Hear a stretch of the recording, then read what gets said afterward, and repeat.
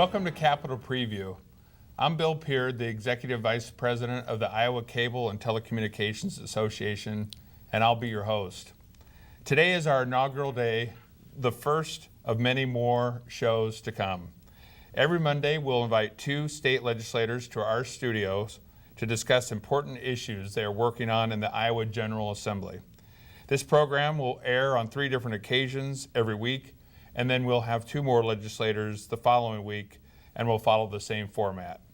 I hope you'll find this program helpful and educating you on key issues that face our state.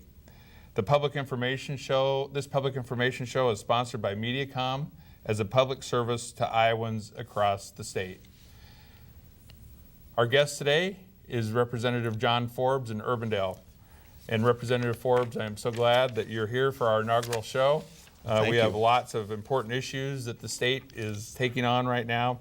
So I know a big one for you is education. So I kind of want you to kind of give us a little bit of a roadmap on where education is right now in the legislature.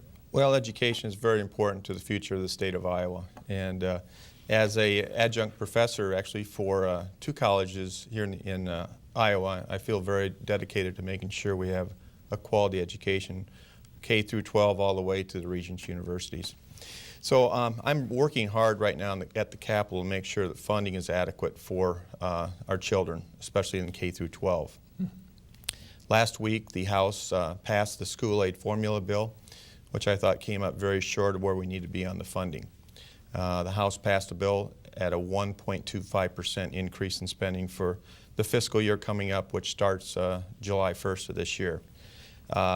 In my mind, we're not really adequately funding programs for our children, and I think we need to increase that somewhere in the 4 to 6% range. Mm-hmm. What about community colleges? I know that being an adjunct professor, you're a big proponent and supporter of community college, aren't you? Yes, our community colleges are a great program for young adults here in the state of Iowa. They do a great job of preparing them for the future. Many kids don't really need the 4-year education. More of them need more of a trade school type education program. So the community colleges really focus in on the skills that are needed. The programs, the welders, the plumbers, the steam fitters, that really help build the infrastructure here in the state of Iowa. You know, Representative Forbes, being a parent of 2 kids in college, tuition is important to us, you know, holding the line on tuition. So maybe you want to kind of tell the viewers a little bit of what the Regents have done as of late. Well, also I have 2 children who have recently graduated from college, so I know the costs of college, and they're tremendously getting higher and higher each year. Yep. So for the last 2 years, and we're going to hopefully go for the 3rd year, we're going to freeze tuition at the Regents universities here in Iowa, which would be the University of Northern Iowa, Iowa State University, and then the University of Iowa in Iowa City. And so we're really working hard to make sure we can budget to make sure that kids, young adults, get a quality education but not be burdened by these tremendous loans that they have to pay back at the end of their college program. And many years have to pay those for maybe 10, 15, even 20 years. Yeah, it's a concern. It definitely is. Why don't you talk a little bit about the DHS budget? And you might want to explain what DHS, the acronym. DHS stands for Department of Human Services. It's probably about one of the largest budgets behind education here in the state of Iowa. This year we have a budget shortfall. The Revenue Estimating Committee and DHS has come up with a figure of $68 million that we are short to fill our obligations between now and June 30th. So the legislature is going to have to look at this and decide whether we're going to appropriate that money to make sure that services are provided adequately to the most needy Iowans. Okay. Recently, the governor came out last week about closing 2 mental health facilities in the state of Iowa, or proposed closing 2 mental health facilities in the state of Iowa. You want to give us a little bit of your take on that? Yes, after the governor's budget came out about 2.5, 3 weeks ago now, I was very surprised to see that he was going to close 2 mental health facilities here in the state, these facilities serve the southern half of the state of Iowa, Mount Pleasant and Clarinda. And it's very concerning as a legislator to see that what impact the closings of these facilities is going to have on the patients that are cared for right now in these two communities. So we're looking at ways, hopefully, to be able to keep those facilities open. I don't know if that'll happen or not. The governor has his budget. It's about a $10 million savings. But what's the human cost in those $10 million? The families that would be affected, the patients that are in these facilities. In Clarinda, they house some of the most dangerous sex offenders in the state. These are elderly, mostly men, who have created some very serious crimes against Iowans. Where are we going to put these people? That's my concern. I spoke with a gentleman last week, and he came into my business, and we were talking about this, and he said, if they put one of those men in my mother's long-term care facility, he says, I'm pulling her out right now.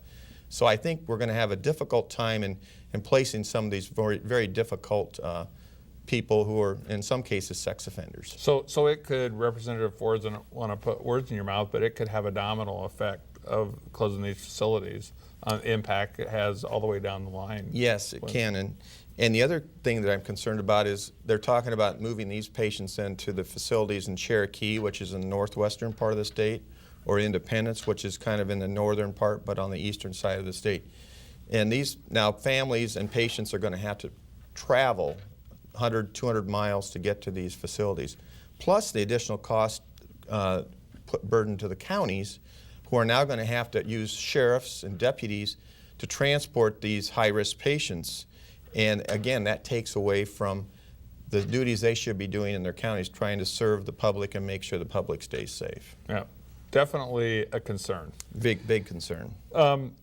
Keeping in the medical community, the medical cannabis legislation that was passed last year, and trying to figure out how that is going to work this year. Can you kind of give us a little bit of? Well, we passed a bill last year that basically decriminalized the possession of cannabis oil for patients who have what they call intractable epilepsy, and that's the most serious forms of epilepsy. Mm-hmm. Last year at this time, if you'd asked me, is there any chance of passing a medical cannabis or a medical marijuana bill in the Iowa legislature, I just said no. But I'll tell you what happened. Grassroots lobbying from parents really made this happen, because they came to all of us and explained the situation they're going through with their mostly young children. And the stories we heard were heartbreaking. Children that are on multiple medications. Myself being a pharmacist, I understand that people that have epilepsy have to take some very powerful medications that carry with them very, very serious side effects. So I really started working hard on this bill, and over time we had to educate legislators on the positive effects of having a program like this in Iowa. We passed the bill in both chambers. Governor signs the bill. But the issue now is access to the medication.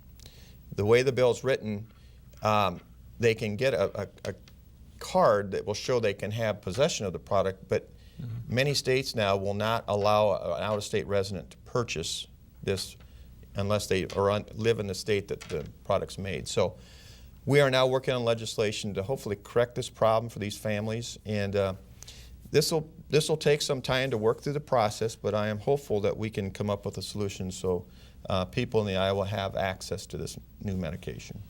Well, I know that you're a pharmacist, Representative Forbes, so maybe you might want to kind of reflect on the pharmacy benefit manager bill